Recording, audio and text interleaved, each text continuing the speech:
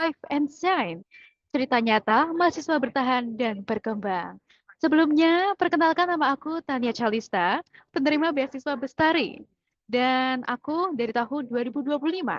Aku di sini sebagai MC atau Master of Ceremony yang akan membantu dan menemani sahabat kakak pada kegiatan Alumni Talks episode yang ke-6 yang dilaksanakan oleh Yayasan Kaukalbe.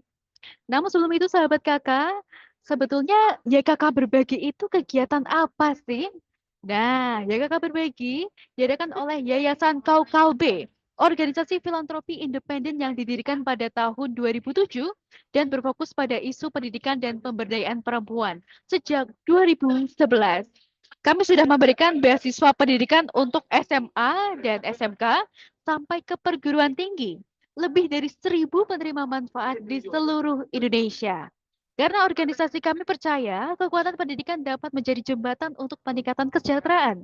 Tak hanya beasiswa, YKK juga memiliki berbagai program pelatihan pengembangan kapasitas.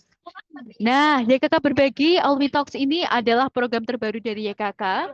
Melalui program ini, YKK ingin memberikan ruang bagi alumni penerima beasiswa yang sudah lulus untuk berbagi pengalaman perjalanan mengembangkan diri mereka kepada kita semua. Pasti akan seru banget dan memberikan kita banyak manfaat juga. Dan hari ini sesuai dengan tagline di YKK, yaitu berdaya, berkarya, dan berbagi. Pada hari ini, alumni yang akan ngobrol bareng kita merupakan penerima beasiswa Jitu Profesi 2024 dan Bakti Tani 2022. Ada Kak Miftahul Nurul Ilmi dan Kak Muhammad Bayu Setiawan. Halo kakak-kakak semuanya. Halo Kak Miftah, kira-kira apakah sudah hadir? Halo Kak Tania. Halo, oke. Kalau dari Kak Bayu, hai Kak Bayu. Halo Kak Halo, Tania. oke. Nah, untuk materi pertama kita akan belajar bersama Kak Miftahul Nur Ilmi dengan tema produktif dan berprestasi. Caraku sebagai mahasiswa kesehatan menjaga life balance. Di sini Kak Ilmi bakal berbagi tentang tantangan kuliah di bidang kesehatan.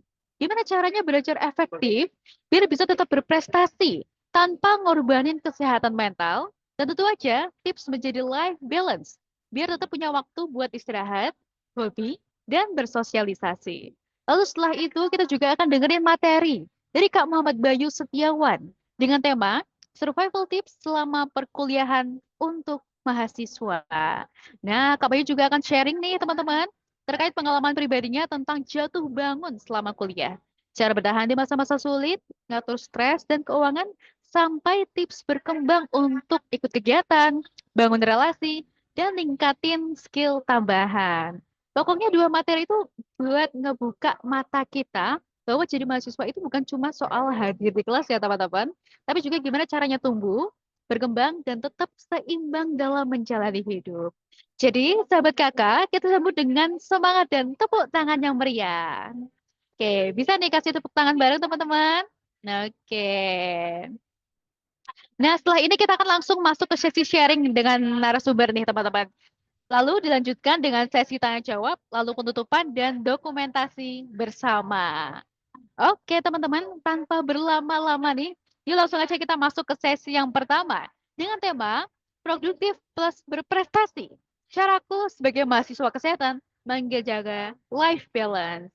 Kali ini kita bersama Kak Miftah, penerima beasiswa Jitu Profesi 2024, jurusan fisioterapi dari Universitas Muhammadiyah Surakarta. Dia juga bukan hanya seorang fisioterapi muda berprestasi, teman-teman, tapi juga sosok inspiratif yang aktif menggerakkan anak muda Indonesia untuk peduli pada kesehatan masyarakat dan pembangunan berkelanjutan, baik dalam maupun luar negeri. Nah, beliau ini adalah lulusan cum laude sarjana fisioterapi Universitas Muhammadiyah Surakarta dan lulusan terbaik diploma fisioterapi Universitas Respati Yogyakarta. Pernah juga beliau mempublikasikan jurnal nasional dan internasional, termasuk riset tentang masalah muskuloskeletal pada nelayan dan mencegah stunting. Beliau juga berpengalaman menjadi fisioterapi profesional di salah satu klinik Yogyakarta, menangani berbagai kasus dari olahraga hingga anak-anak. Beliau juga aktif sebagai brand ambassador dan MC di berbagai kegiatan nasional dan internasional, sering mewakili Indonesia dalam konferensi dan pertukaran internasional, ada dari Malaysia, Jepang, Turki, bahkan sampai Thailand. Beliau juga memiliki pengalaman luas di dunia kerelawanan, sponsorship, dan community survive, terutama dalam program yang selaras dengan SDGs. Nah, seru banget ya pengalaman-pengalaman dari Kak Miftah. Luar biasa banyaknya. Oke, daripada teman-teman nunggu nih ya, kelamaan ya. Oke, aku mau langsung persilakan kepada Kak Miftah untuk sharing langsung kepada teman-teman atau sahabat kakak. Silakan Kak Miftah. Oke, thank you Kak Tania. Oke, halo teman-teman semuanya, gimana kabarnya? Semoga dalam keadaan sehat ya. Di sini lagi hujan deras, semoga nggak ada gangguan jaringan dan juga semoga kita bisa mengikuti kegiatan ini dengan lancar. Amin. Oke, tadi udah dikenalin sama Kak Tania. Wah, kayak, wah Kak keren banget, banyak banget prestasinya. Nggak sekeren itu teman-teman. Di sini kita akan bahas gimana sedih-sedihnya gitu. Biasanya kalau di sosial media kita ngelihatnya yang baik-baik, yang keren-keren aja. Tapi di sini kita akan melihat proses dari aku kok bisa punya beberapa pengalaman seperti itu ya. Oke, di sini judulnya berprestasi tetapi tetap bisa happy. Mungkin teman-teman mikir, oke ini introduction-nya kayaknya nggak perlu panjang-panjang karena udah dikenal sama Kak Tania. Pada intinya aku adalah mahasiswi fisioterapis dan juga pernah bekerja menjadi seorang fisioterapis seperti itu dan ya memang, suka di dunia volunteer seperti itu teman-teman, singkatnya seperti itu ya. Nah, kita masuk ke sini. Apa yang ada di benak kalian tentang kuliah kesehatan? Karena background aku kesehatan, jadi aku pengen teman-teman, mikir deh, kesehatan tuh gimana sih gitu, mungkin ada nggak di benak kalian gitu. Mungkin boleh di kolom chat atau mungkin mau ngomong langsung boleh banget, kita sharing dulu apa itu di pikiran kalian kuliah kesehatan tuh apa sih?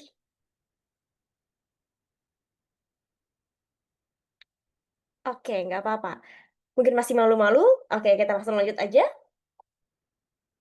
Jadi di sini mari berbagi cerita, aku sebagai psikolog ilmiah akan menceritakan tentang dunia perkuliahanku dan bagaimana apa yang aku lewati selama ini ya, teman-teman. Jadi, aku orang Kalimantan Timur, kita manggilnya, teman-teman aja ya biar lebih, akrab. Nah, jadi aku tuh orang Kalimantan Timur, teman-teman, dan berkuliah dulu pertama kali D3 di Yogyakarta.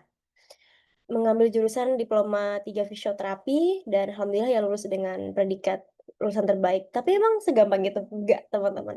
Kalau teman-teman tahu waktu pertama kali aku masuk kuliah, itu tuh aku kerjaannya cuman main, main, dan main. Itu bener banget. Kenapa? Karena aku jauh dari Kalimantan Timur dan rumahku nggak di kota banget, tiba-tiba ke kota besar di Yogyakarta yang semua itu serba ada. Jadi pengennya tuh main doang teman-teman, pengennya hangout, pengennya wisatawan, pengennya kulineran, gitu aja pikirannya waktu itu pas masih menjadi maba. Aku yakin teman-teman mungkin ada yang relate juga ya, pengennya cuman senang-senang doang karena emang lagi ngeliat tempat baru gitu ya, pengennya explore. Sehingga jadi lupa tujuannya kuliah itu padahal pengennya belajar, tapi kok malah lain gitu yang dikerjain. Aku pernah di fase seperti itu. Jadi emang, main doang kerjaannya, ada tugas kerjainnya deadline, kuliah sekedar datang doang, kadang dosen ngomong nggak didengerin, pikirannya ke mana-mana, selesai kuliah bukannya belajar atau mereview materi, tapi malah, "Eh, kita mau nongkrong di mana nih? Eh, kita mau ketemuan di mana nih?" Malah itu yang dipikirin. Pasti ya teman-teman, karena aku juga seperti itu. Aku berjalan sampai UTS semester 1 teman-teman. Aku seperti itu terus, akhirnya apa, pas udah saat ujian aku sangat keteteran. Karena kalau di dunia kesehatan itu lumayan banyak ya materi yang harus dipelajari dan pertanyaan itu memang lebih banyak hal-hal yang harus dihafal gitu. Karena aku kerjanya main nggak pernah belajar dan ngerjain tugas itu deadline, sehingga pada saat ujian itu, wow, aku sangat keteteran banget, aku belajarnya itu kayak H-1 gitu, alhasil aku ngerjain ujian sekedarnya aja dan nilai aku ya nggak bagus-bagus banget. Dan itu kayak pada saat teman-teman aku cerita, aku bisa jawab ini loh, aku ngerti ini loh." Aku kayak, "Wow, kok aku nggak tahu apa-apa?" Gitu ya. Sampai waktu UTS gitu. Sampai akhirnya karena setiap habis ulangan gitu kan kita ketemu sama dosen pembimbing ya teman-teman. Dosen pembimbing aku tuh intinya ya dia ngobrol-ngobrol sama kita, sampai di titik di mana dosen pembimbing aku tuh ngomong kayak gini, "Kalian kuliah di Jogja itu beruntung banget," katanya dia gitu.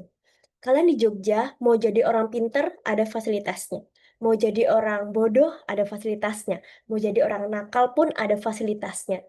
Jadi kalian bisa memilih mau jadi orang yang seperti apa. Dosen aku tuh bilang kayak gitu, aku langsung kayak kesinggung banget kayak, wah jadi hidupnya harus semilih ini ya teman-teman.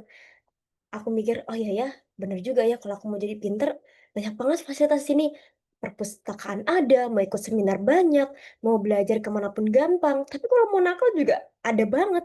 Gak harus belajar main-main dong juga fasilitasnya ada. Jadi emang bener kalau kamu mau jadi siapapun, boleh di sini. Dan semua tuh terfasilitasi. Tapi balik lagi kamu mau jadi apa. Dosen aku tuh ngomong gitu doang. Aku tahu tuh maling nyentil aku ya. Tapi kayak gak langsung di depan ke aku, tapi aku paham banget itu pasti buat aku gitu. Sampai akhirnya aku pulang ke kos itu aku merenungi hal itu sampai di titik di mana aku tuh mikir gini, "Aku tetep pengen main, tapi aku juga nggak pengen ketinggalan nih kuliahku," gitu. "Aku juga pengen maksimal di dalam perkuliahan, gimana caranya ya?" Gitu. Sehingga aku mikir-mikir, aku merenung beberapa hari, sampai beberapa minggu dan bulan, sampai akhirnya aku bisa mendapatkan goals-nya dan titik terangnya gimana caranya aku bisa balance antara kedua itu, gitu. Jadi emang it's okay teman-teman, kalau emang teman-teman di awal kayak aku tadi mau main-main dulu, ya nggak apa, kayaknya semua orang melewati fase itu karena kita lagi berada di suatu tempat yang baru, gitu. Sampai aku mendapatkan titik terangnya, aku udah tahu gimana aku harus ngapain biar balance tuh keduanya. Akhirnya aku mendapatkan hal yang aku inginkan gitu ya. Mungkin nanti aku bakal bahas di next-next berikutnya gitu, di slide-slide berikutnya. Itu sedikit cerita tentang aku dalam dunia perkuliahan. Nih, mungkin teman-teman bingung, fisioterapi itu apa gitu ya? Aku ngapain sih di fisioterapi? Jadi di sini ada beberapa foto, ada 8 ya teman-teman, nggak aku masukin semua, nanti nggak cukup. Jadi yang pertama itu kita bisa masuk ke orang ke lansia ya. Sini kalau ini masalahnya dia OA, osteoartritis gitu. Terus yang kedua ini aku cek postur karena dia ada kelainan, dia ada skoliosis, jadi aku cek posturnya dia. Terus yang ketiga ini, aku melakukan penyuluhan juga, jadi tenaga kesehatan juga melakukan penyuluhan. Ini tentang metode penanganan pertama pada saat cedera. Terus yang keempat, kita juga bisa nanganin bayi. Terus yang kelima ini aku ke ibu hamil. Mohon maaf Kak, ya? Belum belum, slide-nya kelewat. Oke, yang kelima ini, ibu hamil, yang keenam ini anak disabilitas gitu ya teman-teman, yang ketujuh itu pasien stroke, kedelapan ini kita medical check up, seperti gula darah gitu, asam urat dan sebagainya. Jadi fisioterapis tuh sangat kompleks banget dan bayangin aku cuman pengen main-main doang dengan kasus yang sekompleks ini, bayangin apa yang terjadi teman-teman. Tapi alhamdulillahnya aku bisa mencari titik terangnya yang aku bakal share ke teman-teman, gimana sih tipsnya, caranya aku biar bisa tetap, main, bisa berprestasi, akademiknya berjalan beriringan, tapi tetap bisa jalan-jalan. Aku bakal bahas di berikutnya. Nah, ini teman-teman, dahulu Miftah itu pertama, belajar pas mau ujian aja tuh bener banget. Yang kedua, ngerjain tugas mepet deadline. Dan yang ketiga, kerjaannya cuman jalan-jalan dan bermain aja. Itu aku banget, teman-teman. Jadi, pada saat teman-teman tadi lihat yang dikenalin sama Kak Tania, "Wah, Kak Miftah keren banget, bisa ke sana kemari, banyak banget kegiatannya. Emang dia ngapain aja kok bisa? Emang dia nggak pernah bermalas-malasan?" Oh, sangat pernah, teman-teman. Aku pernah juga di fase itu, gitu. Jadi, teman-teman yang mungkin sekarang lagi di fase aku yang dulu, jangan pesimis karena kalian pasti akan bisa menjadi aku yang sekarang gitu. Walaupun memang aku belum sehebat orang-orang di luar sana, setidaknya aku sudah berproses ya teman-teman dari yang aku seperti ini, setiga poin ini yang sangat mengesalkan sehingga menjadi orang yang memiliki beberapa prestasi yang telah aku capai gitu. Jadi jangan pesimis ya.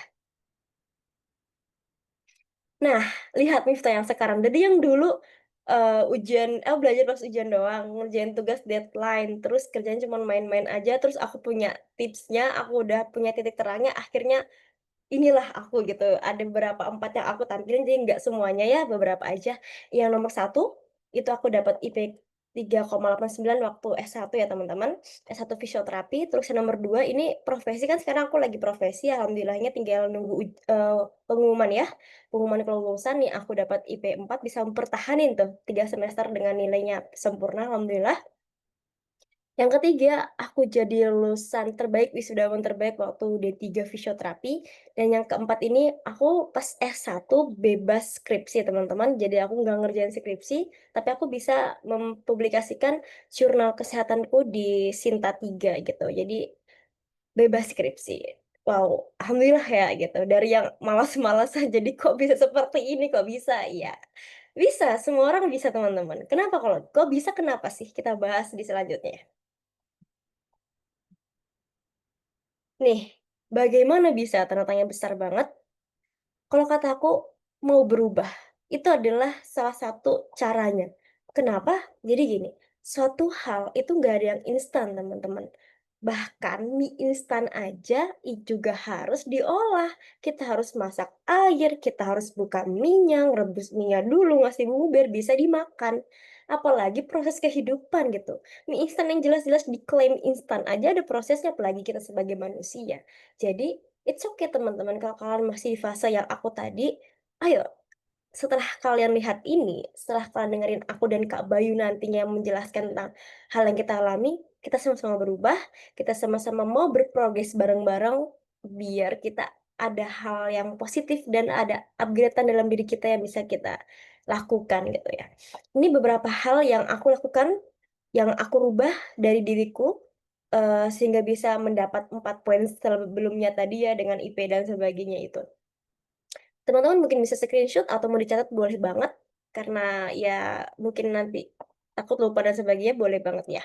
Yang pertama, kalau aku caranya belajar, kita punya cara masing-masing belajar ya teman-teman, tapi kalau di dunia kesehatan memang harus sering belajar karena emang banyak yang harus dipahami gitu ya, dan ilmu kesehatan selalu upgrade setiap tahun dan bulannya, jadi memang harus sering belajar. Pertama, memahami setiap kasus dan persoalan yang ada, bukan hanya dihafal. Jadi kalau kita ngapal, itu memang bisa, malam ini kita belajar SKS tuh bisa banget. Besoknya bisa ngerjain, tapi berapa hari kemudian kita pasti bakal lupa. Akhirnya belajar lagi dan nggak ada yang masuk di otak, nggak ada yang melekat, cuman inget doang, tapi sebentar gitu. Itu malah memakan waktu menurut aku ya teman-teman. Jadi kalian harus memahami, kasus atau hal yang kalian pengen belajar dipahami bukan dihafal. Ya udah dibaca-baca aja, tarik poinnya apa, intinya apa, tapi jangan dihafal. Yang kedua, mengulang materi 2 hari sekali dan carilah gaya belajar sesuai dengan diri kita. Jadi, misalnya kamu bisanya belajar dengan dengerin musik, ya udah nggak apa-apa kamu sambil dengerin musik. Kamu sukanya belajar di kafe, ya nggak apa kamu ke kafe. Kamu sukanya dengan yang keheningan, ya udah kamu belajar dengan keheningan. Jadi harus tahu cara kamu gimana cara nangkep pelajaran dengan cepat gitu ya. Jadi nggak bisa metode aku kamu pakai, belum tentu gitu teman-teman. Karena kita harus bisa mengerti diri kita sendiri ya. Karena memang, nggak semua orang tuh sama gitu. Terus kerjakan tugas dari jauh hari, ini penting banget kenapa? Karena dalam perkuliahan, nilai tugas itu gede banget diambil teman-teman, hampir 40% dari, tugas kita tuh nilainya 40% diambil untuk nilai IP gitu ya. Yang tadinya mungkin pada saat kita ulangan nilainya nggak bagus-bagus banget, bisa didongkrak dengan nilai tugas. Maka jangan kerjakan jalan seperti aku. Yang dulu gitu. Kerjakan jauh-jauh hari mungkin bisa seminggu sebelumnya. Jadi supaya apa? Supaya bisa kalian koreksi lagi, bisa diperbaiki lagi, bisa lebih baik lagi gitu loh teman-teman. Karena kalau kita kerjain dengan sistem SKS itu yang hasilnya adalah, ya udah pemikiran kamu malam itu doang gitu. Sedangkan kalau kamu kerjakan dari jauh-jauh hari itu pemikiran kamu di hari berikutnya dan hari berikutnya. Jadi bisa lebih bagus dibanding sistem SKS. Kenapa? Karena tugas yang diambil nilainya lumayan besar untuk membantu nilai IP kamu. Lalu, perbanyak belajar dengan kakak tingkat. Kenapa? Karena, kakak tingkat tuh pasti, lebih duluan terjun ya teman-teman, lebih duluan ngerti. Entah itu lebih ngerti dari sifat dosennya, ngerti nanti dosennya biasa ngasih soal apa aja, atau biasa mereka punya, hal-hal yang diberikan oleh dosen mungkin tentang jurnal dosennya, atau bukunya, atau soal-soal yang dulu pernah dipelajarin, itu kalian bisa minta di kakak tingkat, kalau emang kalian mau belajar dengan kakak tingkat dan menurut aku tuh wajib banget. Selama ini aku sangat terbantu ya teman-teman dengan akrab dengan kakak tingkat bisa banyak tanya tips juga ke mereka gitu. Nah, jadi, apakah harus kita akrab dengan semua kakak tingkat? Nggak juga ya teman-teman, ya beberapa aja yang menurut teman-teman kayak, "Aku kliknya sama Mbak ini nih, oh aku kliknya sama Mas ini," ya udah kamu itu aja nggak usah banyak-banyak karena kan juga kalian harus ngerjain yang lain, jadi nggak harus SKSD ke semuanya, cukup beberapa aja menurut kalian dia memang, bisa membantu kalian, oke lakukan itu. Karena penting banget relasi di dalam perkuliahan gitu.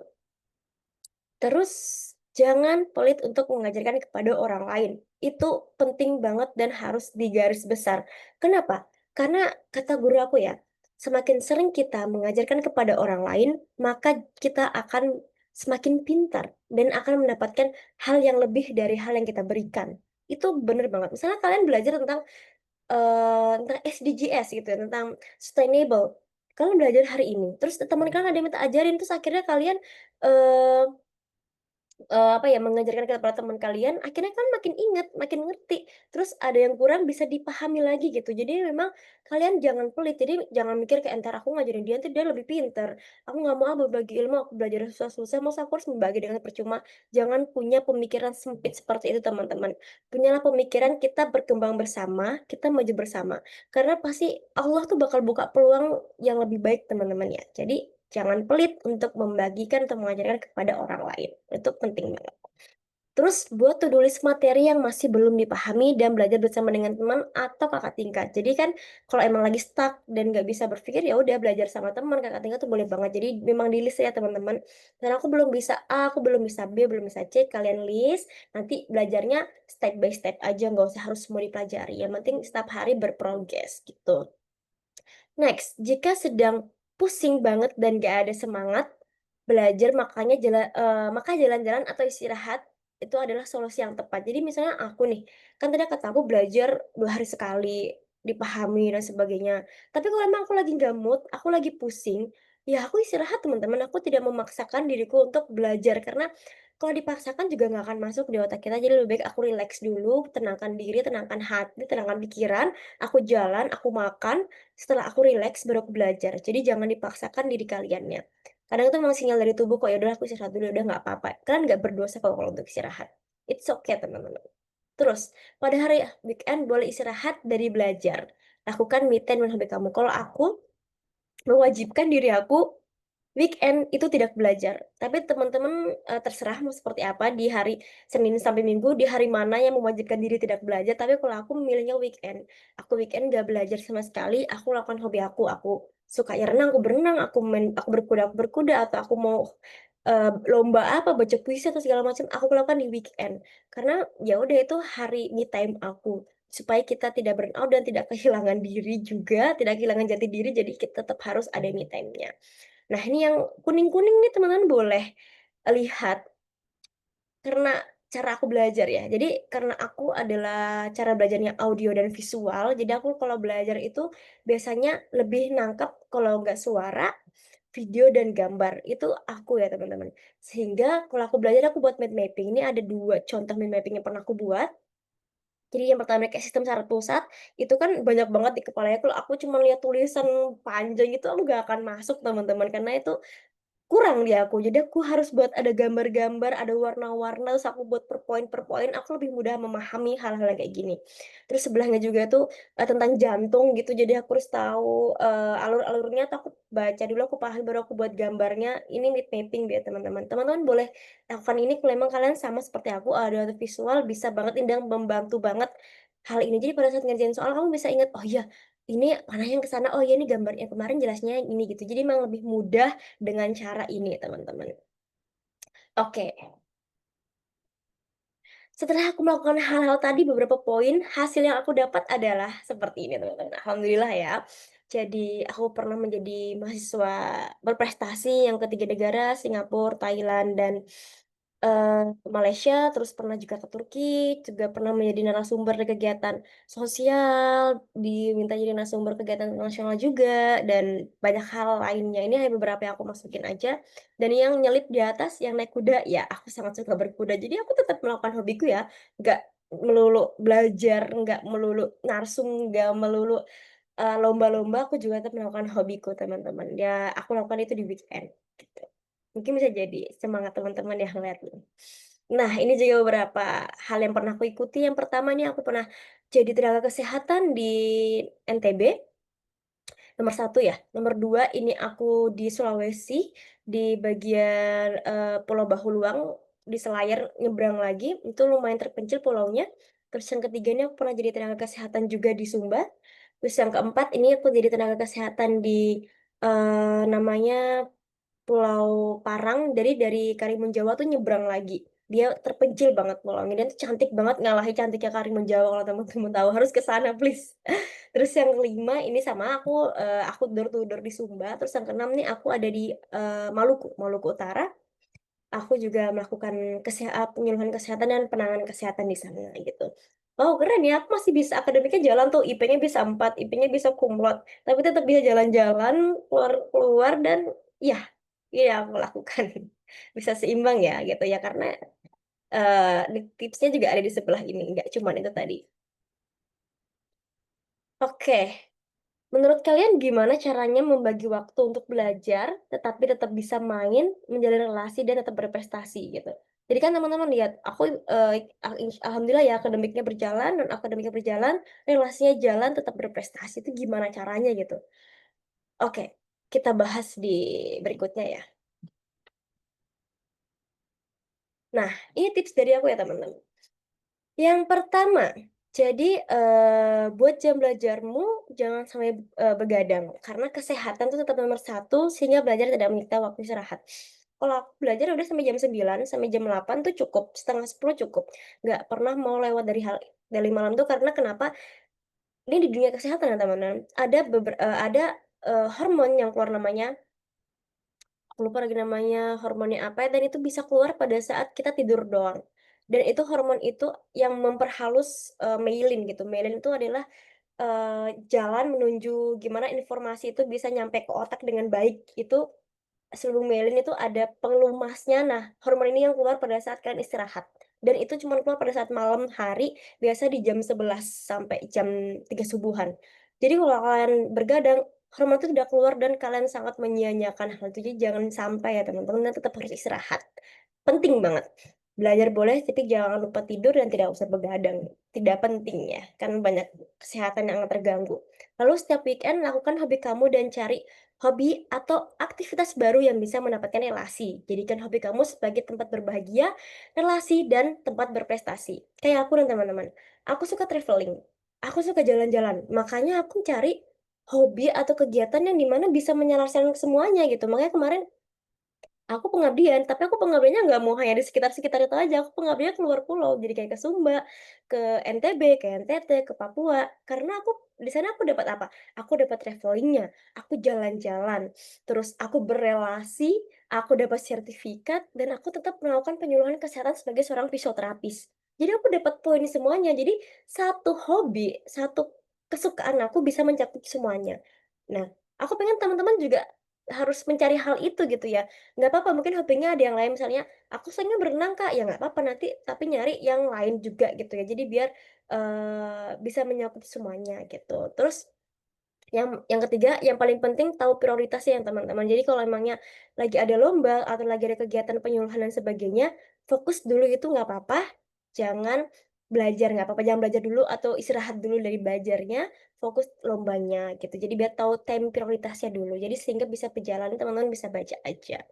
Nah gitu, jadi hidup itu harus banyak yang dikerjain biar nggak bosan, bener banget. Sehingga kalau dari aku, buat list hobi baru, lomba-lomba dan kegiatan apa yang akan dilakukan beberapa hari atau waktu ke depan. Biasa aku kayak gitu juga, jadi aku buat list-list sebagainya dan nanti, tinggal apa ya, tinggal di-upgrade dilakukan beberapa hari ke depan gitu, teman-teman. Jadi ingat harus tahu prioritas waktunya juga ya, misalnya kalau lagi ada lomba, ya udah kamu lomba dulu, belajar nanti dulu, nanti dilakukan di akhiran. Tapi kalau pengen belajar, berarti jangan ikut lomba dulu gitu. Jadi memang harus tahu time prioritasnya sehingga biar semua kekejar dengan benar gitu. Oke, mungkin itu dari aku sedikit aja, jangan banyak-banyak biar nanti teman-teman banyak nanya di akhir, karena kita akan sharing-sharing banyak dan juga Kak Bayu juga bakal akan sharing yang tidak tidak kalah menariknya gitu, teman-teman. Mungkin dari aku sekian, aku kembalikan ke moderator. Wow, oke, terima kasih banyak ya Kak Miftah atas materi yang diberikan. Wow, wow, wow, wow, luar biasa banget ya sahabat kakak materi dari Kak Miftah barusan. Saya tadi juga Kak Miftah tuh udah kasih banyak banget insight untuk kita. Mulai dari tadi tantangan kuliah di bidang kesehatan, sampai cara belajar efektif. biar tetap berprestasi tanpa ngorbanin kesehatan mental. Tadi kan dari Kak Miftah kan kasih banyak banget tips ya. Kalau misal contohnya tuh, tadi kalau misal kita tuh belajar jangan sampai larut malam banget gitu ya. Karena ternyata emang penyampaian informasi di otak itu nggak akan seefektif ketika siang hari gitu ya Kak, ketika hari-hari biasanya gitu ya. Oke. Jadi emang ketika kita berprestasi itu jangan sampai kita ngorbanin kesehatan mental kita ya teman-teman. Dan yang paling aku suka nih tadi kan ada tentang life balance ya. Karena ternyata produktif produktif itu bukan cuma tentang sibuk terus-menerus ya. Nah, karena kita juga harus mikirin bahwa beraktivitas terus-menerus tanpa henti itu sebenarnya juga bukan suatu hal yang baik loh teman-teman. Karena apa? Karena tubuh kita pasti butuh recharge juga. Bener nggak Kak Miftah? Oke, sip, sip, sip. Nah, oke, sahabat kakak. Jadi mulai sekarang jangan ngerasa bersalah ya kalau butuh waktu buat istirahat. Misal teman-teman suka nonton film atau nongkrong sama teman gitu ya, asal tetap tahu batasannya dan tanggung jawab kuliah tetap jalan atau tanggung jawab ketika kuliah sekolah tetap jalan, nggak apa-apa, nggak masalah. Oke? Ya, terima kasih banyak Kak Miftah atas sharing dan inspirasinya hari ini. Boleh banget dong, sahabat kakak, kita kasih tepuk tangan yang meriah buat Kak Miftah. Oke. Nah, sekarang biar semangatnya nggak turun, kita langsung ke materi yang kedua. Masih bareng narasumber yang nggak kalah keren, yaitu Kak Muhammad Bayu Setiawan. Nah, kalau tadi kita bahas soal life balance gitu ya, dan strategi belajar. Kali ini kita akan belajar bareng dengan Kak Bayu untuk bahas hal yang juga penting banget, yaitu tentang survival tips selama perkuliahan untuk mahasiswa. Oke, coba deh sahabat kakak, siapa coba yang di sini yang pernah ngerasa kuliah itu kayak survival mode? Ada nggak? Jujur kalau Tania ngerasa banget ya. Bangun pagi kampus, terus tugasnya itu udah numpuk banget, tapi tetap harus semangat gitu ya. Siapa yang pernah ngerasain kayak gitu? Pasti aku yakin banyak banget. Bahkan nggak cuma teman-teman kuliahan aja ya, tapi teman-teman dari SMA gitu ya, dari yang masih sekolah, pasti juga ngerasain hal yang sama. Dan pas banget, karena Kak Bayu bakal sharing pengalamannya sendiri nih di sini gimana beliau itu ya nanti jatuh kemudian bangkit lagi dan akhirnya bisa survive bahkan grow selama masa kuliahnya. Kita juga bakal dapet tips gimana cara ngatur stres, keuangan, motivasi sampai ikut kegiatan dari ngembangin skill tambahan gitu ya. Oke, kalau denger-denger di awalnya itu udah rasa keren banget ya. Oke, langsung aja kita sambut dengan tepuk tangan yang paling semangat untuk kamu Ahmad Bayu. Nah, teman-teman, kita bisa lihat nih. Beliau ini adalah contoh nyata generasi muda yang menerapkan ilmu agribisnis untuk pemberdayaan masyarakat desa, memadukan riset, aksi sosial, dan inovasi pertanian menuju masa depan yang lebih berkelanjutan. Banyak sekali kegiatan yang beliau lakukan dan pastinya keren-keren banget ya. Mulai dari aktif dalam penelitian dan pemberdayaan masyarakat pedesaan, terutama di bidang pertanian berkelanjutan dan rural development. Kemudian saat ini Kak Bayu sudah bekerja sebagai tenaga pendukung teknis proyek HDDAP di Kementerian Pertanian, yaitu mendukung proyek pengembangan hortikultura di lahan kering. Pernah juga menjadi asisten riset kolaborasi dengan Tokyo University of Agriculture dan Technology, berpengalaman sebagai koordinator humas dan kepala bidang sosial Himasepta, serta menerima berbagai pendanaan nasional, misal seperti PPKO, P2MW, dan VESEL dengan total puluhan juta rupiah untuk proyek pemberdayaan masyarakat. Wow, kita udah dengar pengalamannya itu luar biasa banget ya. Nggak kalah dengan narasumber kita yang pertama. Oke, aku persilakan kepada Kak Bayu yang super keren bisa sharing ilmunya kepada kawan-kawan atau sahabat kakak. Silakan Kak. Oke, terima kasih Kak Tania. Sebelumnya, selamat malam teman-teman. Assalamualaikum warahmatullahi wabarakatuh. Sebelumnya, perkenalkan teman-teman, nama saya Muhammad Bustiawan. Kebetulan saya alumni dari program YKK, Beasiswa Bakti Tani di tahun 2022, dan saya juga alumni mahasiswa agribisnis dari Universitas Muhammadiyah Yogyakarta. Nah, tadi mungkin dari Kak Miftah sendiri udah berbagi pengalaman Kak Miftah selama menjadi mahasiswa, gimana jatuh bangunnya, terus gimana caranya mengoptimalkan kapasitas diri. Nah, di kesempatan hari ini, yang kesempatan yang luar biasa yang diberikan dari teman-teman YKK, di sini saya juga mau sedikit sharing terkait dengan pengalaman saya menjadi mahasiswa. Disclaimer dulu di sini bahwasanya aku bukan seorang mahasiswa yang hebat atau mungkin yang juara karena bisa bertahan sampai sejauh ini sampai akhirnya lulus. Tapi ya di sini saya sama seperti teman-teman yang ada di sini bahwasanya saya pernah ngerasain yang namanya jatuh bangun selama perkuliahan, stres atau bahkan kadang mikir kok sampai segininya sih kuliah. Nah, tapi dari pemikiran-pemikiran itu akhirnya saya bisa memunculkan pemikiran-pemikiran baru tentang bagaimana caranya untuk bertahan, berkembang dan bisa memaksimalkan potensi selama menjadi mahasiswa.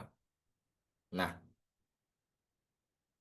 teman-teman selama menjadi mahasiswa saya sendiri sama seperti teman-teman yang lainnya. Kalau saya sendiri membagi siklus hidup saya sebagai mahasiswa itu ada tiga tahapan teman-teman. Yaitu ketika kita di semester awal, semester pertengahan, dan puncaknya yaitu ketika kita lagi pusing-pusingnya mikirin skripsi, penelitian itu di semester akhir. Nah, di semester awal pemikiran saya dulu cenderung pragmatis, realistis, sederhana lah. Dulu saya mikirnya kuliah itu ya udah sekedar cari aman aja. Mahasiswa ya tugasnya datang ke perkuliahan, ngerjain tugas sambil sesekali nongkrong. Nah, dengan menerapkan hal itu, kalau dari sisi perkuliahan apakah aman? Ya sebenarnya aman-aman aja. Dari segi nilai, alhamdulillah tetap dapat nilai yang memuaskan, nggak ketinggalan materi, terus juga ya intinya aman lah seperti mahasiswa pada umumnya. Tapi ada satu fase di mana akhirnya di situ saya merasa bahwasannya kok kuliah kayak gini-gini aja, aman tapi kosong, ngerasa stuck.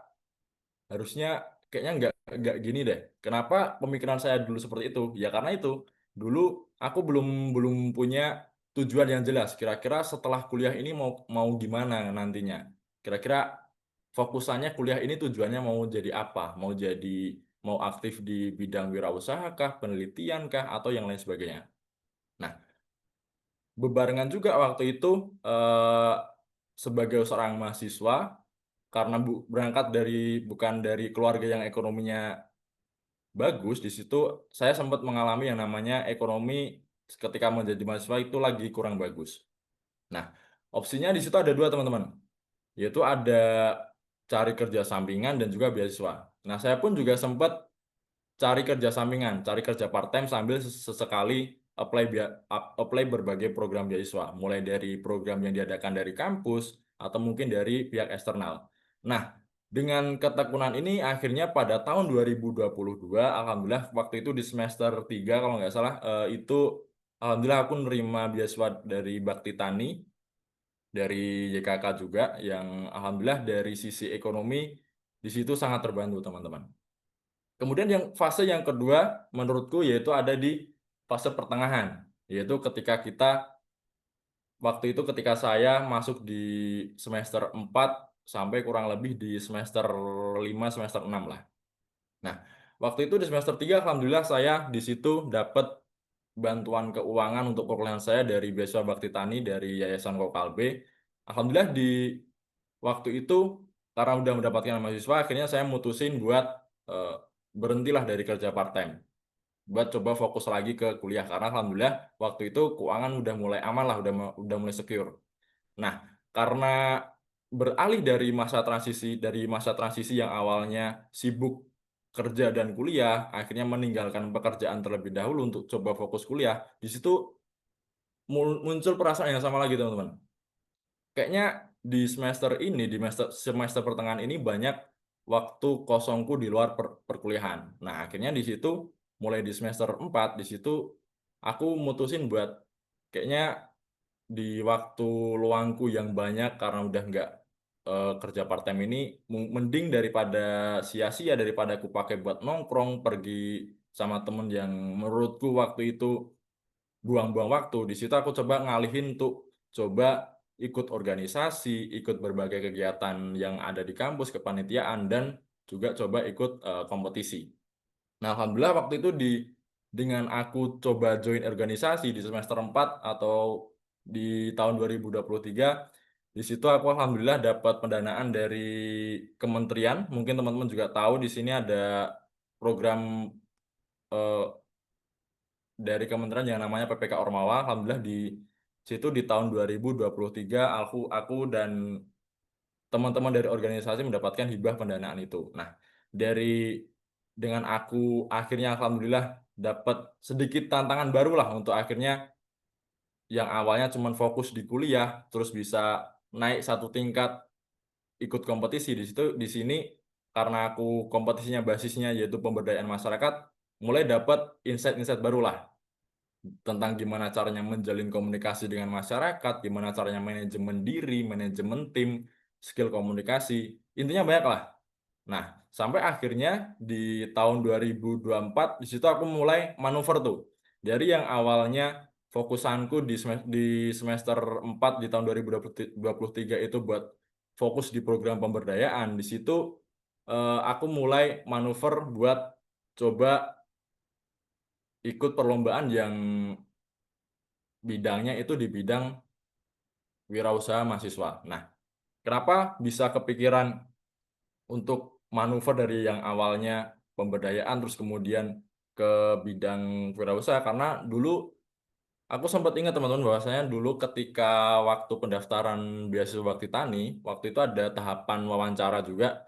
Di situ aku sempat ditanyain dari pewawancara tentang apa sih tujuan kamu nanti ketika setelah lulus kuliah, kira-kira kamu sebagai mahasiswa agribisnis itu pengen ngasih dampak apa ke dunia pertanian? Nah, waktu itu aku kepikiran buat setelah lulus ini kepengennya nanti jangka panjangnya buat coba membuat bisnis yang harapanku bisa meningkatkan ilmu pertanian dan juga meningkatkan pertanian yang ada di daerahku waktu itu. Nah, kemudian dari pemikiran itu aku mulai cari kira-kira apa sih kegiatan atau mungkin perlombaan yang bisa menunjang atau bisa membantu saya sendiri buat gimana caranya mewujudkan apa yang saya cita-citakan gitu. Nah, karena waktu itu kebetulan dapat di universitasku, di kampusku ada fasilitas untuk mentoring bisnis. Nah, waktu itu aku coba sounding ke mentor bisnis buat coba merealisasikan ide bisnisku, kemudian diarahkan ke beberapa kompetisi. Nah, alhamdulillah di tahun 2024 di situ aku alhamdulillah dapat pendanaan program inkubasi bisnis dari program Vessel dari kampus Universitas Muhammadiyah Yogyakarta. Kemudian dari situ juga aku diarahin untuk mengembangkan coba ikut di kegiatan-kegiatan perlombaan kementerian dan juga sama halnya seperti PPKO tadi, cuman di sini fokusannya berubah ke wirausaha. Di situ ada program P2MB. Nah, dari situ juga banyak juga soft skill atau insight baru yang aku peroleh di situ. Mulai dari karena ini basicnya juga tim juga, di situ aku mulai dapet sih gimana caranya mengelola tim biar kita tetap jalan satu visi, satu misi, terus gimana jatuh bangunnya karena ini bisnis ya.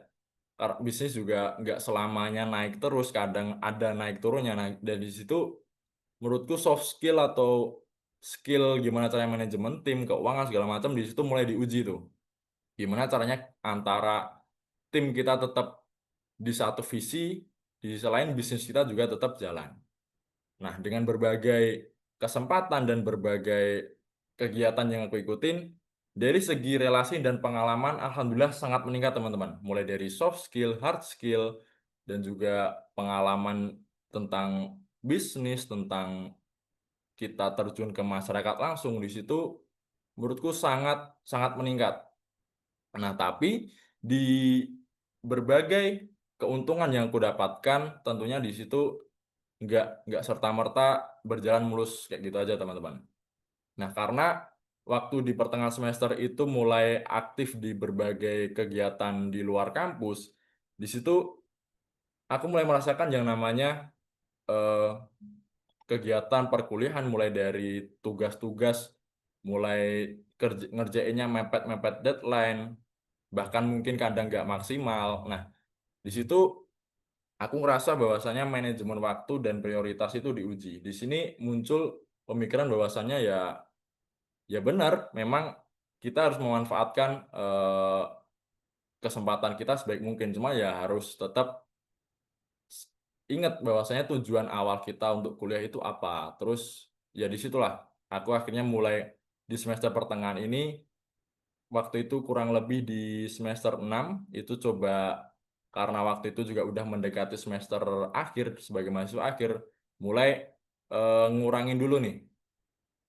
hal-hal yang sering aku kerjakan di luar perkuliahan buat mencoba fokus ke tujuan awalku sebagai mahasiswa. Sebagai mahasiswa ya tujuanku lulus sarjana dan lulus tepat waktu dengan hasil yang memuaskan juga. Nah, setelah fase semester pertengahan di sini akhirnya masuk ke puncaknya yang mungkin kadang hampir bikin kebanyakan mahasiswa itu pusing, stres, kadang pengen nyerah, itu ada di semester akhir, teman-teman.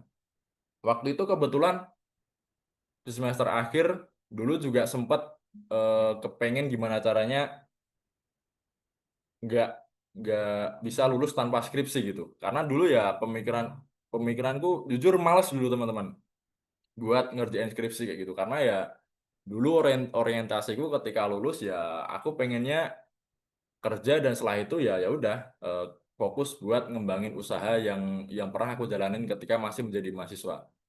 Cuman ternyata nggak tidak di nggak ditakdirkan untuk bisa lulus tanpa skripsi.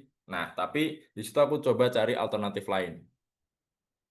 Karena waktu itu juga kebetulan ada beberapa dosen yang buka pendaftaran untuk ikut join project. Nah, di situ aku akhirnya mencoba mendaftarkan diri, teman-teman, buat coba join project penelitian dosen. Nah, harapannya dengan aku join penelitian dosen ini, dulu aku mikirnya, dengan aku join kayak gini, mungkin nanti secara timeline terus topik penelitian ini udah tertata. Harapanku dulu kayaknya dengan aku join penelitian ini nggak bakalan pusing deh soal topik penelitian. Seenggaknya ketika aku mungkin pusing mau ngambil topik penelitian apa, lebih lebih apa ya, lebih punya privilege karena ikut bimbingan dosen, jadi lebih tergambarkan lah, lebih tercerahkan. Nah, dengan pemikiran itu juga dulu aku mikirnya bisa lulus lebih cepat nih daripada teman-teman yang lain. Karena ya itu tadi, dulu karena join project penelitian dosen ya pemikiranku dari segi timeline bakal bakal yang tertata gitu loh. Nah, tapi realitanya ternyata nggak semulus itu, teman-teman. Karena dengan join project penelitian dosen, tentunya dosenku sendiri juga nggak mau project beliau dikerjakan setengah-setengah istilahnya. Nah, di situ karena aku dipercaya buat ikut handle join di penelitian beliau, di situ dituntut buat bisa lebih lah daripada mahasiswa yang lain. Karena ya memang waktu itu eh, nggak banyak juga mahasiswa yang ikut join di project penelitian dosen, makanya di situ ekspektasi dari dosen pembimbingku, bahkan dosen yang bukan dosen pembimbingku pun memiliki pemikiran yang sama, bahwasannya ya mahasiswa yang ikut proyek penelitian dosen harapannya bisa memberikan value lebih daripada mahasiswa yang nggak join di penelitian dosen. Nah, puncaknya waktu itu aku bahkan karena dituntut untuk lebih baik itu tadi, dari beberapa topik penelitian yang aku jalanin itu sampai puncaknya itu mengalami yang menurutku fase fase terberat lah sebagai mahasiswa. Sampai akhirnya waktu itu aku sempat ganti judul 3 kali. Karena ya memang menurut menurut beliau sendiri dari segi hasil hasil olah dataku masih kurang maksimal dan akhirnya perlu dirombak lagi. Jujur waktu itu pusing, stres, burnout, yaitu hal yang wajar, dan pemikiranku dulu ya udahlah jalanin aja. Mungkin nanti dengan adanya dengan aku berada di fase ini pasti ada pelajarannya lah, nggak mungkin dikasih ya istilahnya hambatan atau mungkin cobaan kayak gini kalau nanti nggak bakal ada hasilnya. Nah, dan bener aja, teman-teman. Dulu memang mungkin dengan kesabaran atau mungkin akhirnya tetap bisa bertahan, itu alhamdulillah aku masih bisa bisa lulus tepat waktu, teman-teman. Tetap bisa lulus tepat 4 tahun kemarin di bulan Juni, dan alhamdulillah hasil penelitianku bisa berdampak buat masyarakat yang dulu sempat menjadi responden selama penelitianku. Nah, alhamdulillah juga setelah after penelitianku selesai itu, aku masih dipercaya juga karena mungkin alhamdulillah dari bisa menunjukkan value selama menjadi di bawah timnya beliau, masih bisa dipercaya jadi asdos juga. Kemudian setelah kemarin terakhir sebenarnya juga sampai saat ini pun masih handle project penelitian, cuman karena sekarang aku lagi kerja di Jakarta, jadi ya sekedar kerjaan yang bisa remote lah. Cuma sekarang tetap fokus di kerjaan yang aku jalanin dulu. Kemudian selanjutnya teman-teman, dari beberapa pengalaman yang sudah aku ceritain tentang gimana jatuh bangunnya, terus gimana akhirnya bisa bangkit, ada satu fase yang mungkin di sini pengen aku ceritakan atau pengen aku sharing buat teman-teman semua. Tentang gimana caranya dengan lika-liku mahasiswa, lika-liku pusingnya, stresnya, gimana caranya buat bisa tetap jadi mahasiswa yang bisa bertahan dengan keadaan seperti itu. Yang pertama teman-teman, yaitu tentang pengelolaan stres dan mental dari teman-teman sendiri. Yang pertama yang perlu garis bawahi di sini adalah teman-teman perlu yang namanya mengenali sumber stresnya itu. Apakah karena pertemanan, karena perkuliahan, tugas-tugas yang mungkin numpuk, untuk kemudian nantinya teman-teman bisa bijak menentukan solusinya gitu. Ya kalau kita capek, bener kata Kak Miftah tadi, ya udah kita istirahat dulu nggak apa-apa. Karena kadang ketika kita tuh udah asik, udah seneng dengan kegiatan yang kita jalani, kadang kita tuh lupa sama istirahat, teman-teman. Nah, menurutku sendiri, hidup itu bukan bukan sekedar gimana caranya kita terus bergerak, tapi ada kalanya kita tuh sesekali buat rehat sejenak. Sama halnya seperti kayak kita, mungkin teman-teman di sini ada yang suka baca buku, baca novel misalnya. Nah, bahwasanya kalau kita mau baca suatu cerita, satu kalimat, buat kita bisa memahami atau ngikutin alurnya dengan enak, itu di tiap kalimat itu butuh yang namanya spasi, teman-teman. Sama seperti kehidupan kita, ya kita boleh kita mau jalan terus, mau lari terus, itu boleh. Cuman sesekali itu kita juga butuh yang namanya istirahat. Biar nggak selamanya pace kita tuh kenceng terus. Ada sesekali kita tuh harus sejenak berhenti buat merenungi atau sekedar istirahat tuh nggak masalah. Nah, dan juga yang kedua, itu kita juga harus fokus pada apa yang bisa kita kendalikan. Kadang ketika kita jadi mahasiswa, aku dulu khususnya, kebetulan aku juga dapat banyak teman yang dari backgroundnya bermacam-macam, dari luar daerah, sisi pergaulannya juga mungkin berbeda. Nah, di situ kadang mungkin kalau dulu mungkin teman-teman juga pernah merasakan hal yang sama, itu kadang ada orang yang ngomongin kita atau ada orang yang istilahnya nggak suka sama kita. Nah, itu kadang yang bikin kita jadi kepikiran, stres, dan juga kadang burnout lah. Nah, padahal sebenarnya hal-hal seperti itu nggak perlu dipikirkan, teman-teman. Ya udah, kita fokus pada cara kita menyikapinya aja, nggak perlu kita pikirin tentang respon mereka tuh kayak gimana. Karena ya yang bisa kita kendalikan adalah cara kita menyikapinya, bukan cara orang menyikapi sikap kita. Nah, kemudian yang kedua yaitu ada manajemen finansial. Khususnya mungkin ini sedikit tips buat teman-teman mungkin di sini sebagai mahasiswa yang merantau jauh dari rumah. Di sini teman-teman perlu yang namanya manajemen finansial, yaitu yang pertama teman-teman harus membedakan antara yang namanya keinginan dan kebutuhan. Karena kadang karena menitik beratkan pada gengsi, kita pengen nyampe di titik yang sama dengan teman kita, pengen di level yang sama, pengen dipandang wah dari kacamata orang lain. Kadang kita tuh mengedepankan gengsi daripada apa sih yang sebenarnya kita butuhin. Kadang sebenarnya uang ini ya udah kita simpen dulu, kita hold dulu buat nanti mungkin bakal kepake, tapi karena kita gengsi itu tadi, kadang kita beli barang-barang yang kadang sebenarnya nggak apa ya, nggak kita butuhin sekarang kayak gitu. Jadi ya sekedar menaikkan status sosial kita aja, bukan menaikkan value value diri kita gitu. Nah, metodenya ada beberapa sebenarnya metode mengatur keuangan, cuman di sini mungkin aku bakal nyampein salah satu metode yang sering digunakan juga, yaitu ada metode 50-30-20, di mana dari keuangan atau penerimaan yang teman-teman dapat dari orang tua misalnya tiap bulannya, itu buat dialokasikan 50% ke kebutuhan, 30% untuk hiburan, 20% untuk tabungan. Nggak harus kaku, tapi yang penting punya kontrol. Dan di sini juga bukan berarti teman-teman harus menerapkan ini, juga enggak. Ini balik lagi ke preferensi teman-teman. Mau nerapin metode yang apa, mau metode seperti apa, itu terserah dari teman-teman semuanya. Yang penting teman-teman tahu batasan diri sendiri. Kapan saatnya aku mau self reward lah, itu ya juga nggak apa-apa. Tapi yang penting ada batasannya, nggak serta-merta karena aku pengen kayak si A, aku harus mengalokasikan keuanganku biar gimana caranya eh, bisa sampai di titik di mana aku tuh setara sama si A gitu. Nah, kemudian yang ketiga atau yang terakhir di situ ada terkait tentang menjaga motivasi. Kadang dulu teman-teman pemikiranku karena lagi asik-asiknya join di organisasi, ikut beberapa perlombaan, itu jadi kadang lupa sama tujuan kuliah. Nah, di sini teman-teman harus ingat tujuan kalian kuliah tuh apa. Kemudian kita harus fokus pada diri sendiri. Ukur diri kita lewat progres yang udah kita jalanin.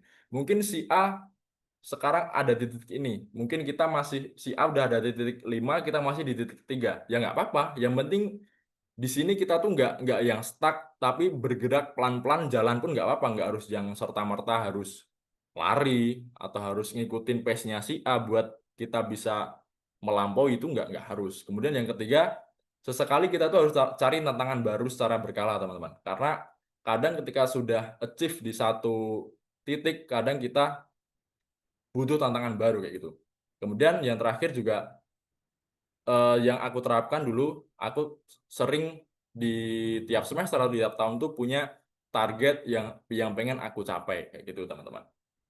Kemudian selanjutnya ketika kita sudah bisa bertahan, nah di sini menurutku waktunya kita mengembangin diri kita buat gimana cara memaksimalkan potensi dan kesempatan yang ada.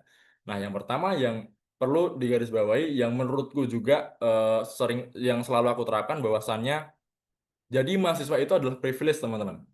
Nggak semua orang punya kesempatan yang sama seperti teman-teman, bisa duduk di bangku berkuliahan, bisa ikut berbagai kegiatan, dapat beasiswa dari YKK. Nah, itu teman-teman dengan menjadi seorang mahasiswa itu adalah sebuah privilege.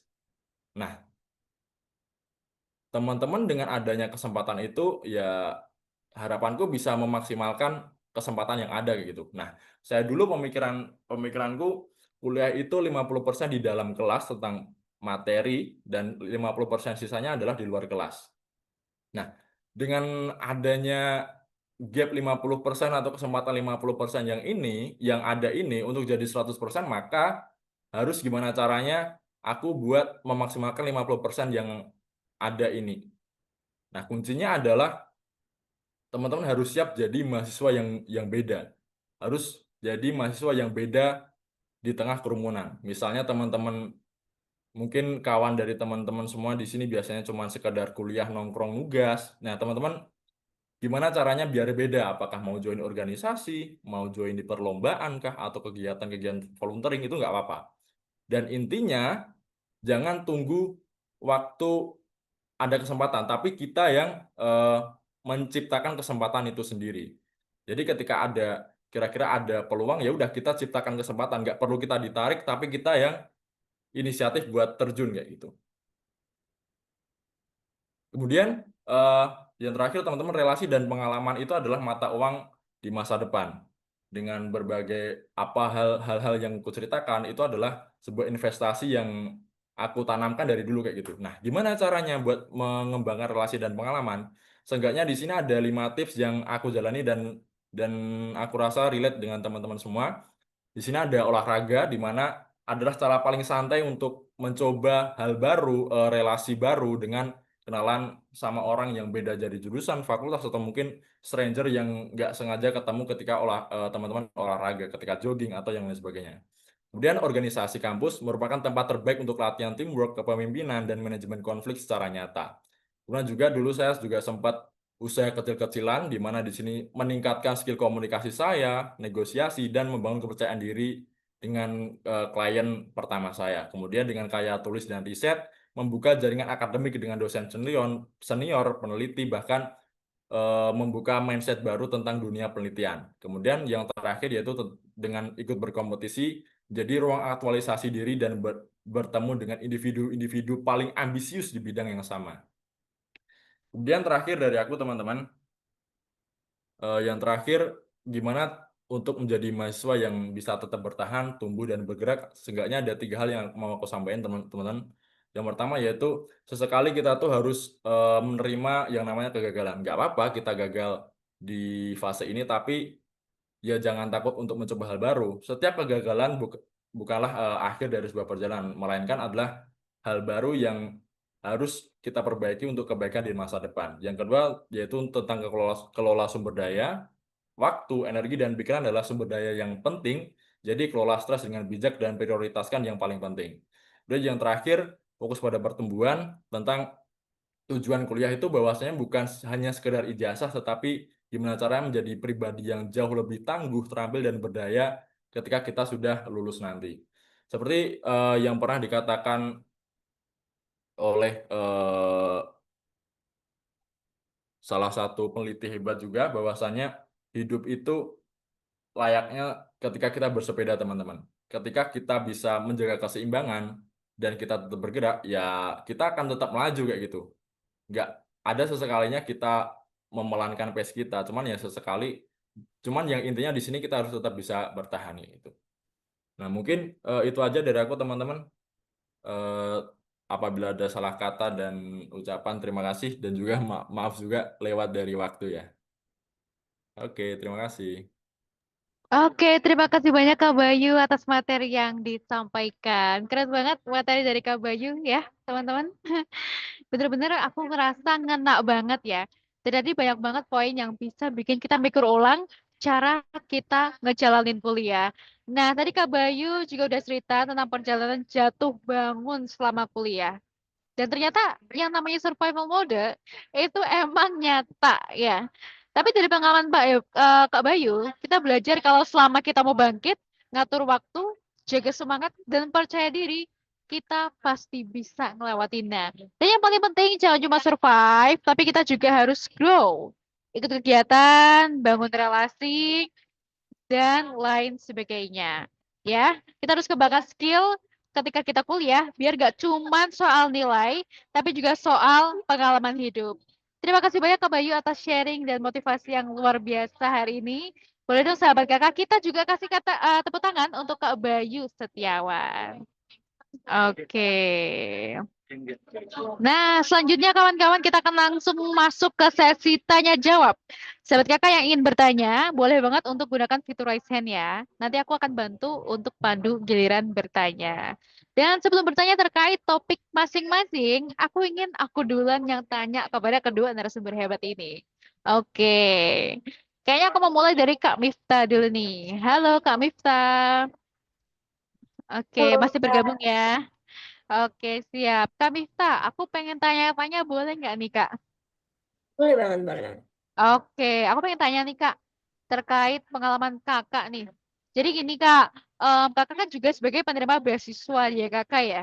Nah, kira-kira gimana sih, Kak, pengalaman Kakak ketika menjadi penerima beasiswa ya, Kakak ini? Boleh dong, Kak, sharing-sharing ke teman-teman.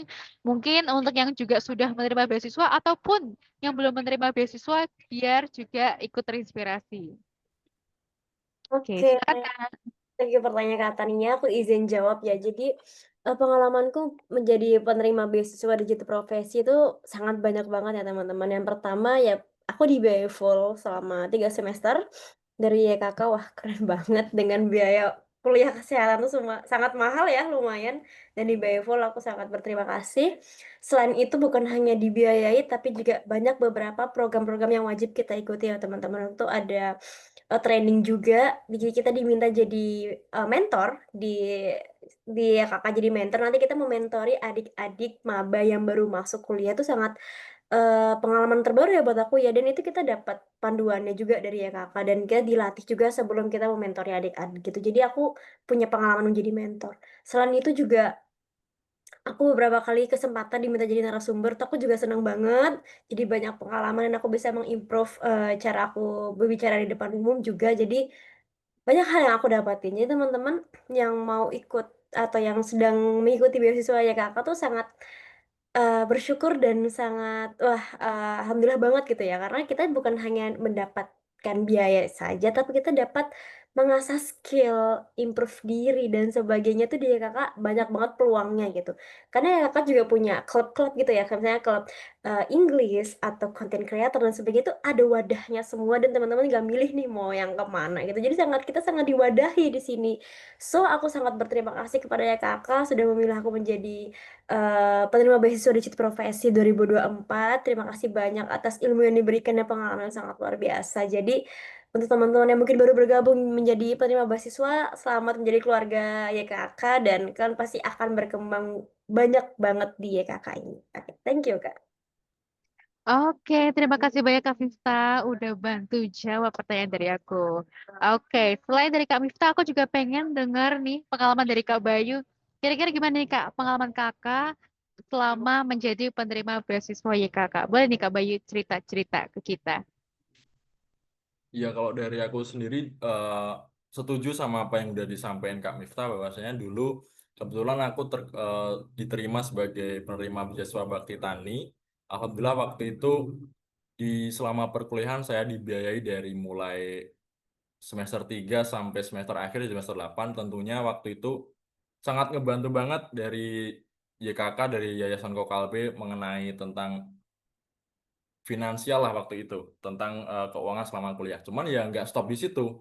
Di YKK ini banyak program-program yang fokusannya buat ngembangin atau self development dari buat ngembangin bakat atau mungkin ngembangin diri teman-teman yang tergabung di award beasiswa gitu. Nah, makanya jadi dengan teman-teman atau mungkin yang sekarang udah menjadi penerima beasiswa atau yang ingin menjadi penerima beasiswa dari Yayasan Kokalbe, ini adalah kesempatan menurutku yang sangat sangat sayang untuk dilewatkan kayak gitu. Nah, menurutku nggak bakal ada ruginya ketika teman-teman menjadi salah satu penerima beasiswa dari Yayasan Kokalbe. Selain teman-teman dapat dukungan finansial, di sini teman-teman juga disediakan wadah untuk bisa mengembangkan atau memaksimalkan potensi dari diri teman-teman. Mungkin kayak gitu, seperti itu Kak Tania.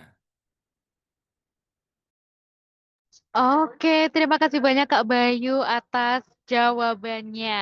Oke, nah kita akan langsung nih masuk ke pertanyaan-pertanyaan tentang topik yang kita bahas. Nah, tapi teman-teman, ini ternyata kayaknya ada nih yang raise hand mau bertanya. Oke, aku lihat ada Dila yang udah raise hand untuk bertanya. Halo Dila. Halo Kak Tania. Halo. Oke, Dila.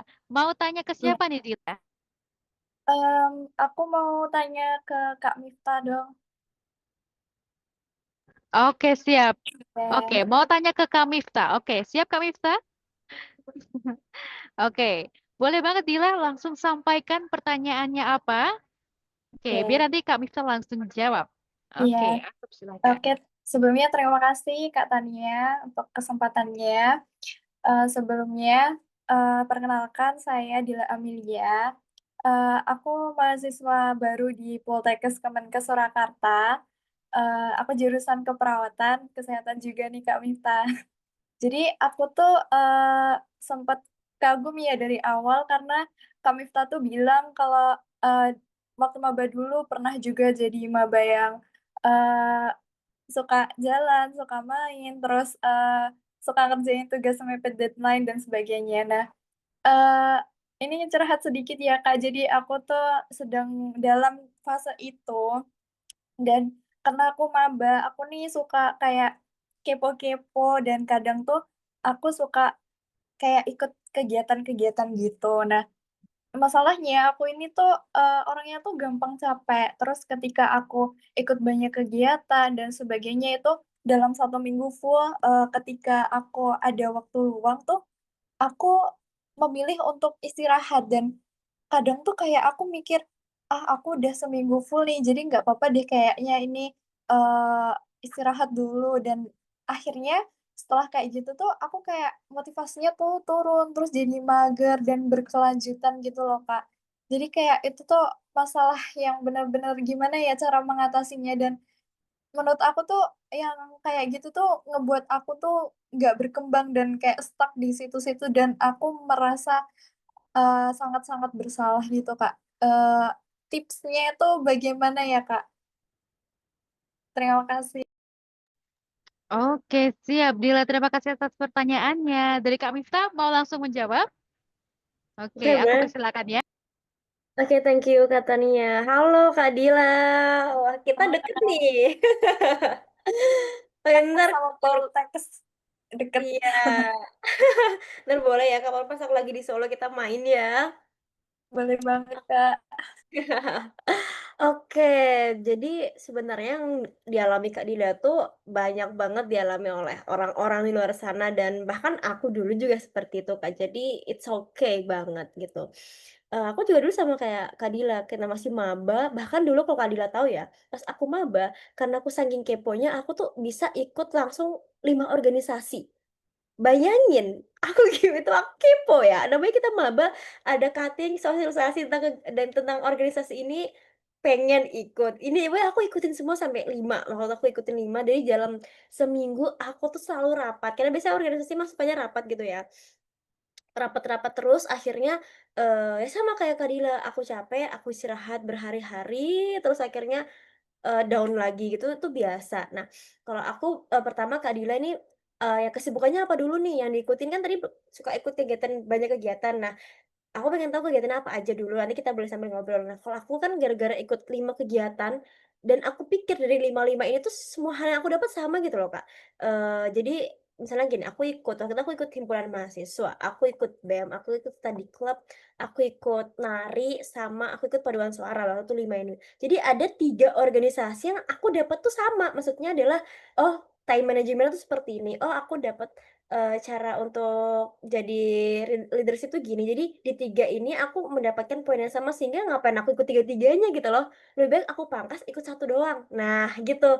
Jadi itu untuk, mau upgrade skill nggak usah banyak-banyak ikut tempat. Kalau emang skill yang didapat ternyata sama mending ikut satu aja. Itu boleh seperti itu. Nanti dilihat nanti Kak Dila nih yang sering diikutin tuh seperti apa. Nah jadi waktu itu aku memangkas ke beberapa organisasi yang aku ikut sehingga yang aku pertahanin tuh cuman 3 waktu itu, study club sports physio, nari, sama himpunan mahasiswa. Di study club fisioterapi, kenapa aku pertahanin, karena aku pengen belajar mendalami tentang sport, fisioterapi. Jadi itu pas banget, karena nggak akan aku dapetin di tempat lain, nggak akan aku dapetin di BEM dan sebagainya, jadi aku tetap pertahanin. Terus kayak nari nari kan nggak mungkin ya di sport tiba-tiba suruh nari, makanya aku tetap pertahanin nari karena emang aku suka nari. Terus, terakhir tadi, apa, aku tadi bilang apa, studi sport fisio, nari, sama himpunan ya, kalau nggak salah? Ya himpunan. Himpunan aku pertahanin kenapa, karena di situ aku belajar cara komunikasi sama orang lain, cara melobi orang, terus cara memimpin di depan. Nah, aku mendapatkan tuh di himpunan gitu. Jadi memang kita harus milih dulu beberapa kegiatan yang harus yang kita ikutin, tetapi skill yang diambil tuh harus beda-beda, jangan sama gitu. Mungkin Kak Dila bisa jadi banyak yang diikutin ternyata skill yang didapat sama aja, itu menurut aku membuang-buang waktu. Jadi boleh ikut banyak kegiatan, tapi skill yang didapat harus beda-beda. Jadi untuk efisiensi waktu dan energi juga, itu biasa aku kayak gitu. Tapi energi orang kan beda-beda. Mungkin aku melakukan 5 kegiatan dalam sehari masih kuat nih, energinya masih 60% lah sisanya. Tapi mungkin Kak Dila bisa jadi 40% atau 30% udah habis gitu. Jadi memang setiap orang punya energi beda-beda. Nah, caranya gimana? Kita boleh banget memaksimalkan dan mempotensikan diri kita, itu boleh banget karena memang kita mengerti kapasitas diri kita.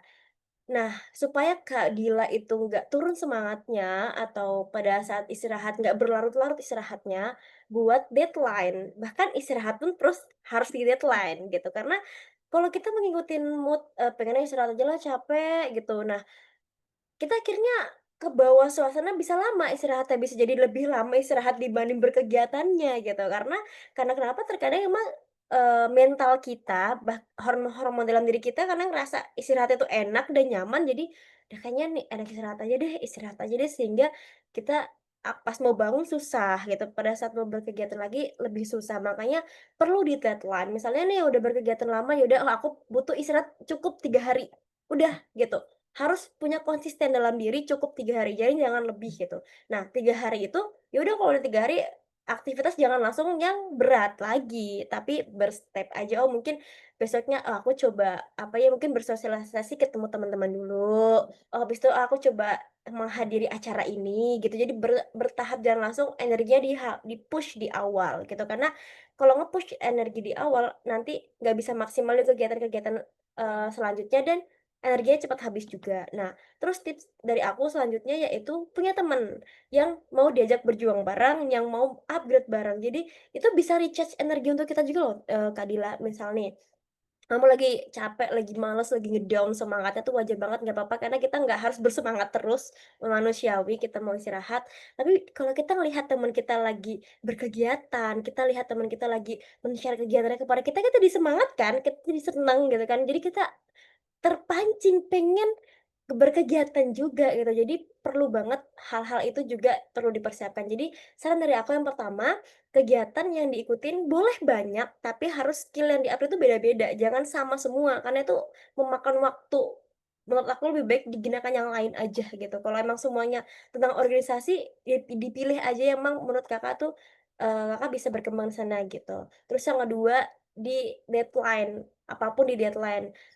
Istirahat pun perlu deadline, tapi kalau emang sakit, ya nggak apa-apa istirahat, kalau emang sakit. Tapi kalau emang ternyata nggak sakit, cuman pengen istirahat doang, jadi deadline ya, Kak. Terus itu punya temen yang seperjuangan itu penting banget gitu, apalagi masih maba kayak gini, mungkin belum dapat teman sefrekuensi nggak apa-apa, itu wajar, karena dulu aku juga seperti itu.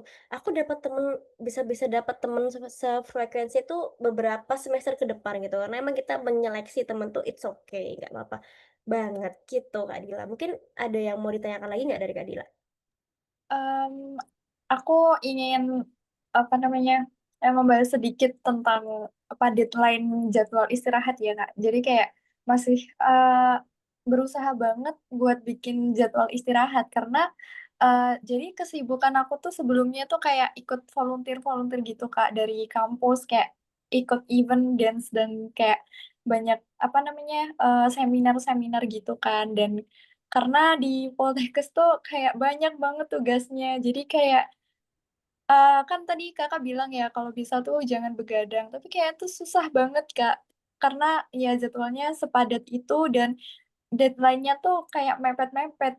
Setiap selesai satu tugas tuh pasti besok ada tugas lagi, gitu sih. Terus karena dari Kakak tadi ada saran buat menyeleksi, ikut kegiatannya, jadi kan aku kayak ada beberapa planning untuk, mengikuti kegiatan yang lainnya itu kayak jadi aku berpikir dulu. Dan saat ini sih, yang pengen aku pertahanin tuh kayak di-join organisasi himpunan mahasiswa itu sih, Kak, gitu. Oke oke. Oke, sorry izin memotong. Oke, Kak Miftah boleh jawab dengan singkat ya, Kak? Aman nggak kira-kira, Kak? Aman aman aman. Oke, siap. Terima kasih. Oke. Jadi, karena memang ya bener, aku tahu banget tugas Poltekkes itu sangat banyak dan sangat, deadline banget, mepet-mepet, bener banget.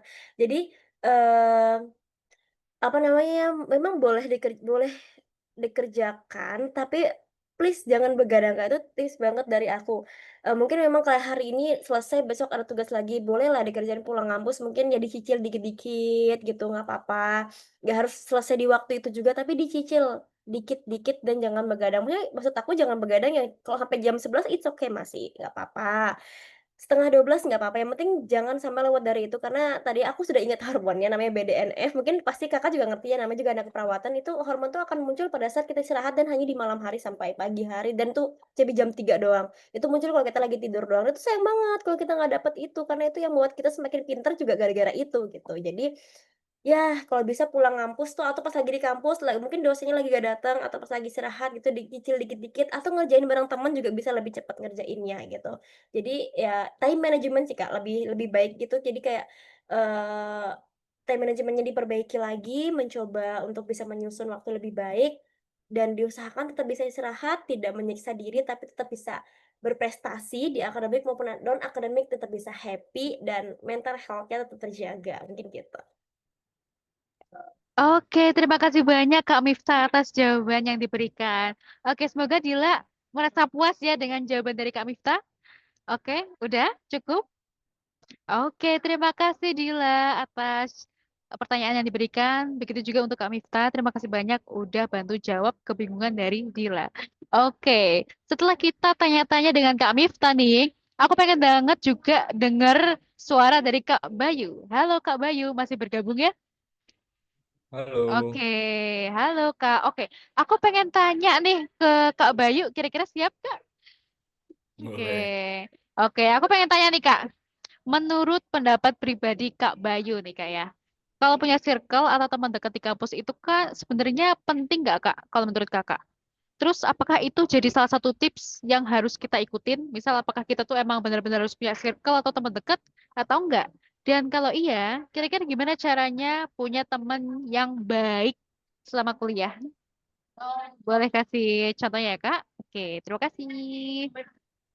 Oke, pertanyaan yang menarik ya dari Kak Tania terkait dengan pertemanan atau tentang circle, tentang teman dekat selama mahasiswa.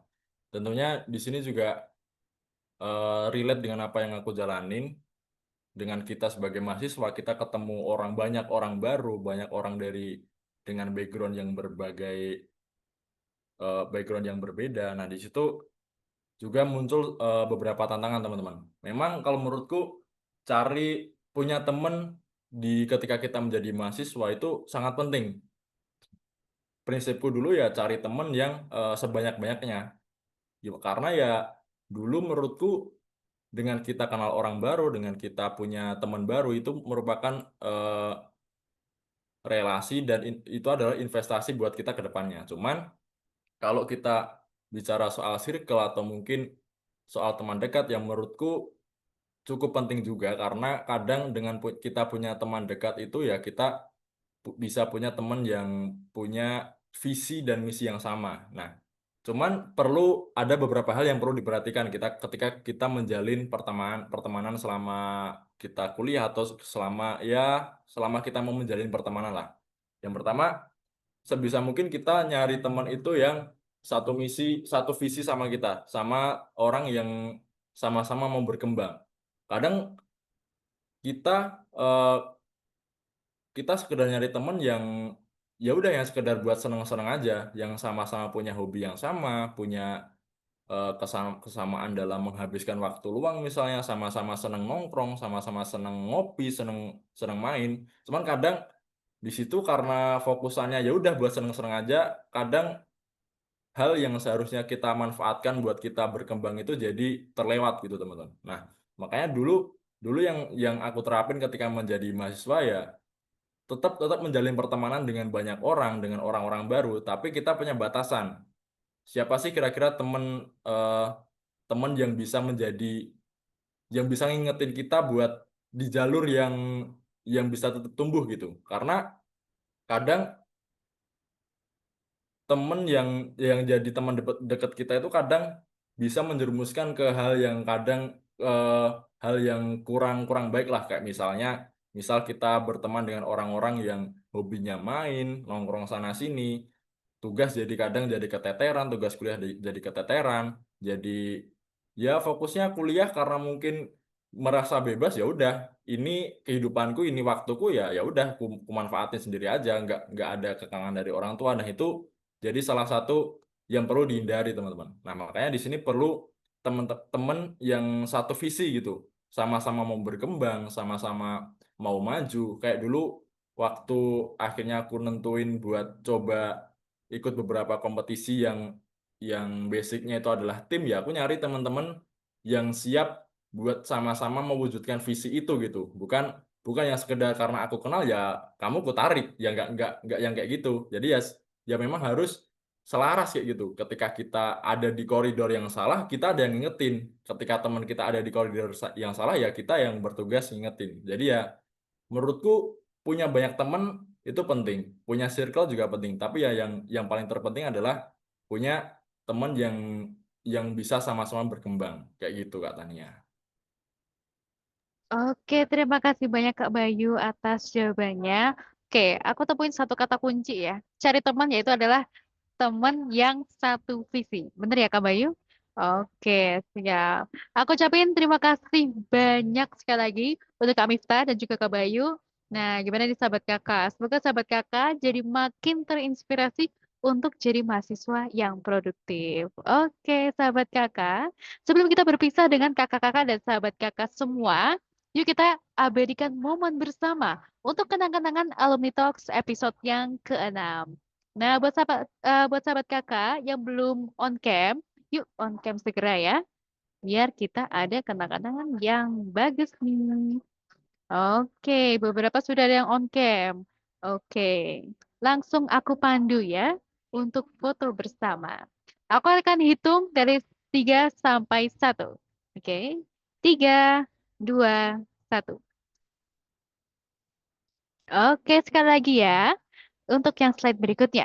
Oke, 3, 2, 1. Oke, terima kasih banyak sahabat kakak. Nah, selanjutnya silakan sahabat kakak untuk bisa mengisi link evaluasi berikut ya sebagai bukti kehadiran dalam acara Alumni Talks episode ke-6. Selain itu, untuk pengisian form ini akan menjadi syarat untuk sahabat kakak agar bisa menerima e-sertifikat. Jadi pastikan sahabat kakak mengisi form ini sebelum deadline pada malam ini ya. Ingat ya, deadline-nya malam ini. Oke. Nah, sahabat kakak, di pekan depan kita juga akan bertemu kembali di episode ke-7 ya kakak berbagi Alumni Talks dengan judul Jejak Perempuan di Ladang Perubahan. Kali ini kita juga bersama 2 orang alumni nih kawan-kawan, yaitu Kak Sofia Mikael dan Kak Paula Flora. Sahabat kakak akan dengerin pengalaman kakak-kakak alumni yang aktif, merupakan perempuan dan punya jejak di bidang agrikultur. Wow, kita akan membahas bagaimana pertanian yang inklusif dan peran perempuan di dalamnya. Seru banget nih ya, pastinya menarik banget. Nah, kami kini juga punya berbagai pengalaman menarik sama kuliah dan Kak Flora ini sudah menjadi PNS di NTT di bidang pengendalian hama. Pasti inspiratif sekali. Oke, so make sure sahabat kakak hadir dan ajak pula teman-teman kamu untuk ikut hadir ya. Oke, dan informasi terakhir sahabat kakak juga bisa follow media sosial YKK untuk mendapatkan informasi lebih lanjut terkait rangkaian Alumni Talks untuk kegiatan lainnya seperti webinar dan program beasiswa.